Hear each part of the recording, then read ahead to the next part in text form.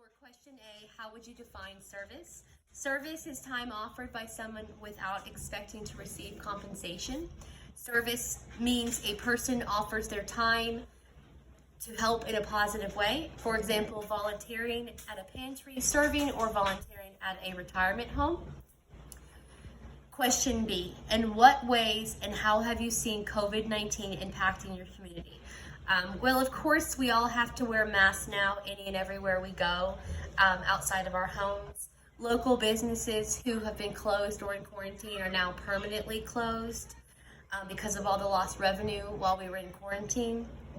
And of course, all of the new signs everywhere on the counters, the floors, the walls, the windows, showing guidelines on how far away between each other we should leave space. So I feel like that has definitely a big impact since the COVID has started. Question C, are individuals without jobs? I fortunately was able to work at home through the COVID. My spouse also is able to work in an environment where they don't open the lobby, and we just all wear masks when we go out. But my husband's friend did lose his job while the quarantine, and it wasn't just because we're quarantined. It's because we can't pay you while we're quarantined, so we're going to lay you off. So he was able to get his job back once the quarantine was over, so that was really great. But other than that, I see a lot of individuals have lost their jobs because of businesses in closing and not reopening, but unfortunately I don't know any of them personally. Question D, if so, how does this impact the economy around your community? So people that have lost their jobs and obviously can't go back to them because the businesses are closed and not reopening, are having a hard time paying their bills, their rent, and other necessities. So because of people having a hard time paying their bills, they're not going to be necessarily going out and frivolously spending, and so only buying things that are considered necessity. So that would have a decline or decrease on the economy. I feel like it is a domino effect, so we may not see it right now, but in the long run, we could see the economy decrease. Question E, are schools reopening or remained closed? So here in my community, city schools have reopened. Parents were given the option to send their child back to school in a classroom or complete school virtually. But for the first 2 or 3 weeks, school across the board in city schools was virtual. Question F, how have you been impacted from COVID, and discuss if you choose to disclose? So there has been 2 instances where I had thought COVID had impacted my family. My husband became very ill a couple of months ago, and we thought maybe he had come in contact with COVID. And here, actually, in the last couple of days, myself and my 2 children had extremely horrible colds that we thought were COVID. Thankfully, we were tested and they came back negative. So that would be how I have been impacted by COVID. Of course, there's other situations where I have been impacted by COVID, of course, having to wear a mask all the time and not going out very often, trying to do pickup at grocery stores and only going out when it's absolutely needed. And I always try to keep hand sanitizer in my car. That way I can wash when I get into the car after leaving a place.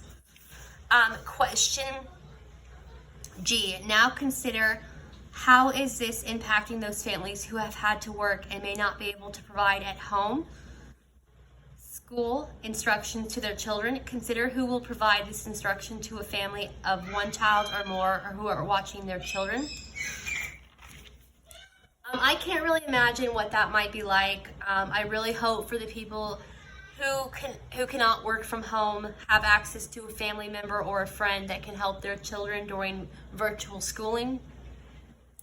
And I also as well hope that their employer would modify their work schedule to help with the current situation, possibly changing their hours so that they're able to be there for their children,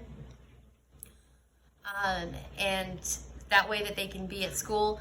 Now that schools have reopened, I'm hoping that it will help lift the impact of not being able to be there while their children are at school virtually, and they can go back to the classroom.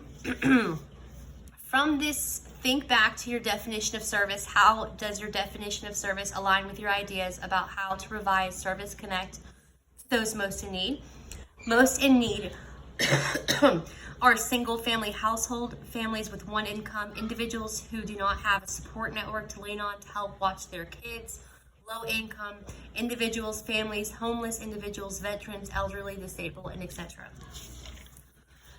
So for families who do not have a support network, I feel like the EduCare and after-school programs have been open throughout quarantine, at least in my city and in my community.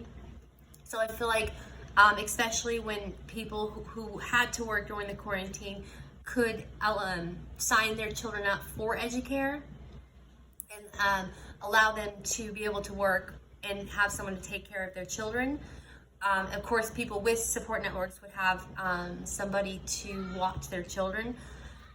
For now that we are back in school, I don't think keeping your child home, if you're not able to, send them back to school. The schools are taking, every precaution that they can against the COVID.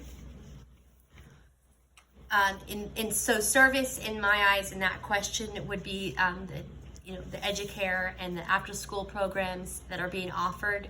Now, I know some of them may charge a fee, so it's not necessarily without compensation, but hopefully I think that there should be some places that offer extremely reduced or even free service in such a sense, and also service to people at food banks and charities that could expand to help people who don't have support networks and stuff like that.